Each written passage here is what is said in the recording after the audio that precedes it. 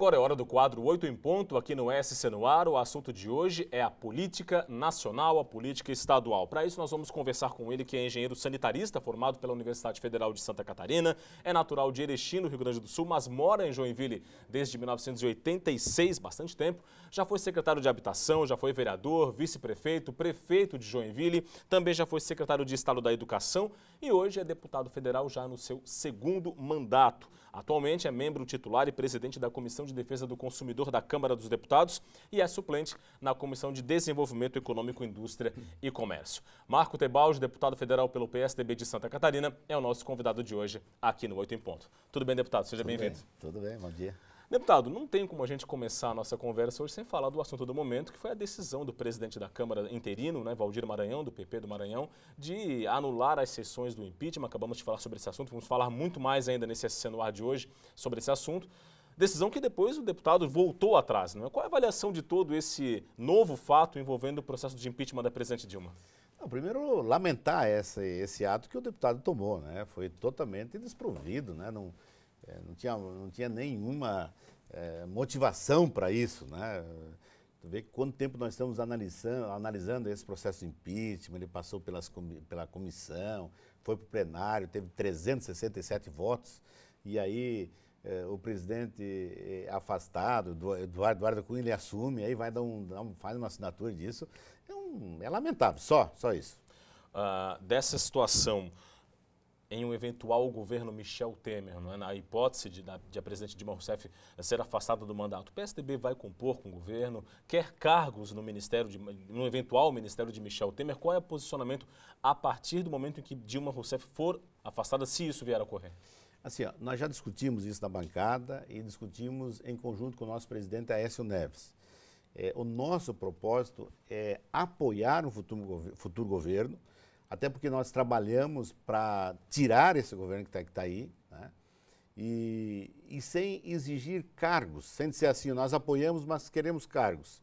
O que nós queremos é que o Michel Temer, futuro, né, presidente, a partir de quinta-feira, eu imagino e espero, ele possa apresentar uma agenda para o país, uma agenda positiva, uma agenda de corte de ministérios, né?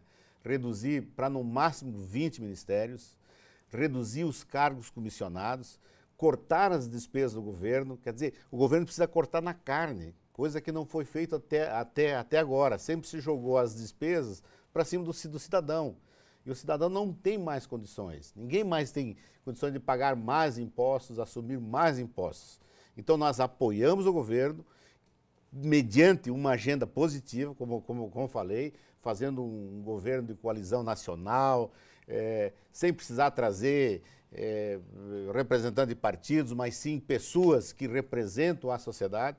Imagina assim, ó, se o Beto Carreiro estivesse vivo hoje, era pegar o Beto Carreiro e botar no Ministério do Turismo. Teria uma pessoa mais adequada para isso? Não.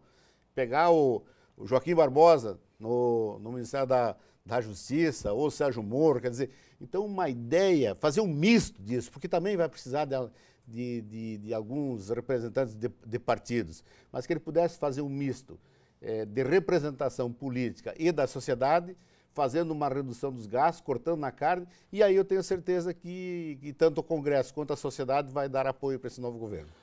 De acordo com o número de partidos que votaram na comissão, no plenário da Câmara pelo impeachment da presidente Dilma Rousseff, não fica complicado para Michel Temer fazer um governo de perfil mais técnico e menos político? Eu acredito que esses partidos que estiveram na oposição desde o início, que é o PSDB, que é o DEM, que é o PPS e alguns outros, não teriam essa dificuldade. Eu acho que a gente já tem essa consciência.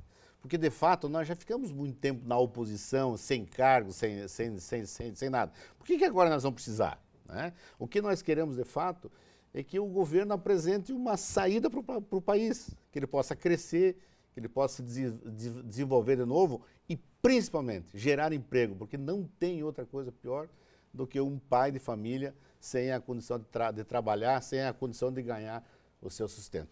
Deputado, vamos falar um pouquinho agora da sua atuação parlamentar, não é? No dia a dia da Câmara, em relação a projetos, iniciativas para o bem da sociedade. O senhor assumiu a Comissão de Defesa do Consumidor da Câmara como presidente.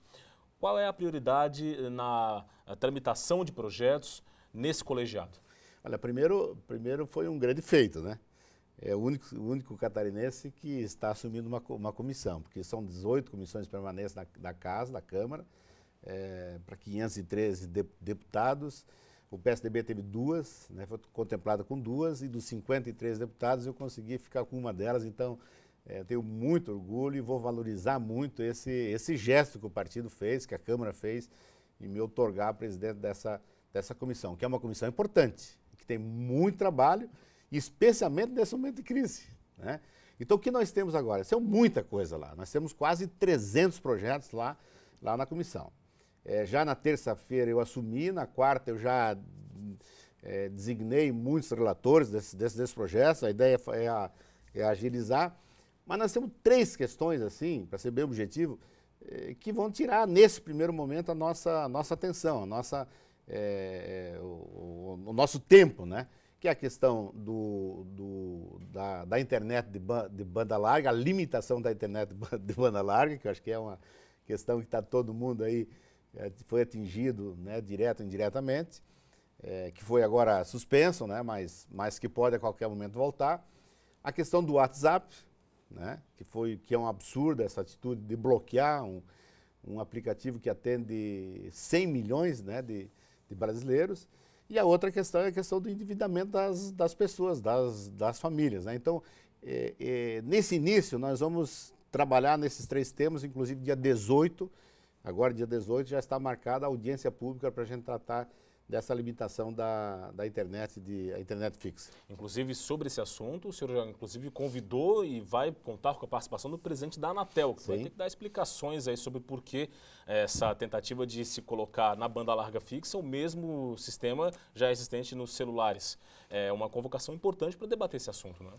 Inclusive as operadoras também, né? A TIM, Claro, Vivo, todas elas vão estar lá para também dar as suas explicações, especialmente o governo, porque o governo é o grande responsável por isso.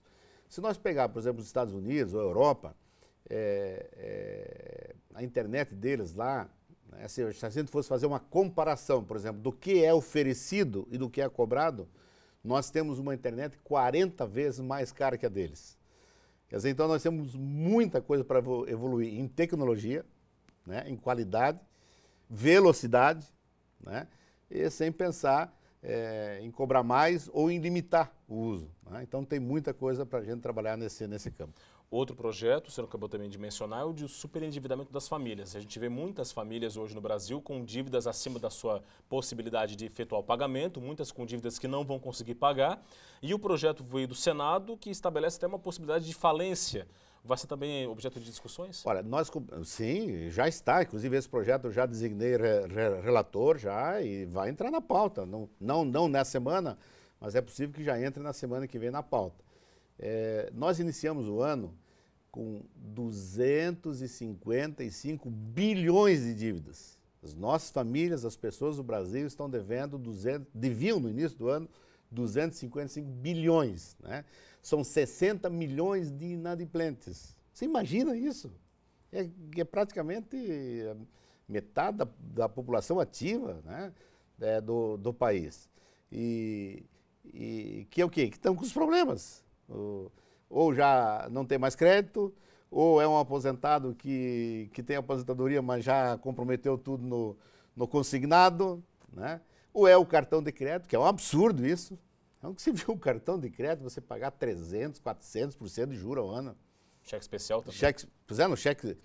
No cartão, cheque especial? Desculpa, no cheque especial, no cartão é 12% ao mês, né? Ou mais até, alguns bancos, a Caixa cobra 12%. Quer dizer, isso tudo é um absurdo. Quer dizer, você entra numa bola de neve dessa e depois não sai mais. E aí o que acontece? Pode acontecer até, eu vi casos já de pessoas que se suicidaram por causa disso, né? Então esse é um tema que nós vamos ter que tratar com muito carinho lá, com muita dedicação para a gente arrumar uma saída.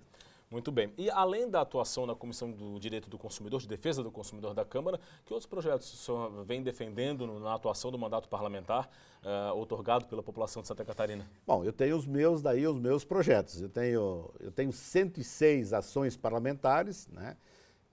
dentre os quais eu tenho 36 projetos, né? Alguns deles já andaram, outros estão em fase de aprovação. Tem o mais recente agora, que foi aprovado na Comissão de Agricultura, que é o que permite os produtores agroindustriais, os pequenos, né, a poderem, através de uma fiscalização, de uma descentralização da fiscalização sanitária do Ministério da Agricultura, descentralizando isso para os estados e municípios, poder fazer com que esses produtores tenham lá o seu CIFzinho, ter lá seu número, para poder vender para outros municípios, para outros locais. Por exemplo, lá em Joinville, se nós produzirmos lá, eu não posso vender lá em Curitiba. Quer dizer, o garuva não pode vender em Curitiba, o garuva não pode vender em Joinville. Então, a ideia desse projeto é poder fazer com que todos possam produzir, principalmente os pequenos, porque os grandes frigoríficos já têm, né, um acesso direto, mas os pequenos possam ter esse acesso.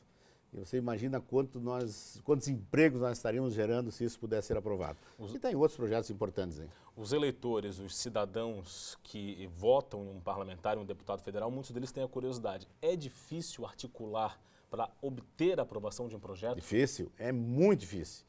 Porque, primeiro, são muitos projetos. Sim. Eu tenho lá 106, tem 513 deputados.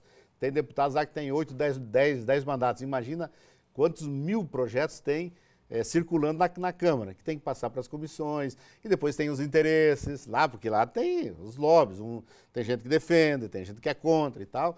Então, fazer passar um projeto, geralmente um projeto assim de porte, ele leva um mandato.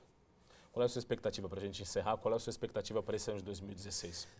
É um grande desafio, porque nós temos que superar ou encaminhar essa crise que nós estamos vivendo, que é uma crise política muito séria, uma crise econômica, né, sem precedentes, e crise de valores morais e éticos também, que nós precisamos encaminhar essa questão. Então, nós vamos ter muito trabalho. Eu espero que esse novo governo que vem assumir na quinta-feira, que eu acho que já é uma questão líquida e certa, ele consiga trazer para a sociedade, trazer para a população um pouco mais de credibilidade. Com essa credibilidade, a gente possa atrair os investimentos, que empresas comecem a produzir de novo, que comecem a gerar emprego e que isso vire um círculo virtuoso, positivo, e que através disso toda a sociedade, tanto a nacional quanto os estados e os municípios também possam ter mais a receita, mais arrecadação para fazer frente aí aos seus problemas. Deputado federal Marco Tebaldi, do PSDB de Santa Catarina, muito obrigado pela sua participação aqui no 8 em Ponto. Ok, tudo bem. Esse foi o 8 em Ponto, falando de política com o deputado federal pelo PSDB catarinense Marco Tebaldi. Segue o SC no ar com mais informações para você.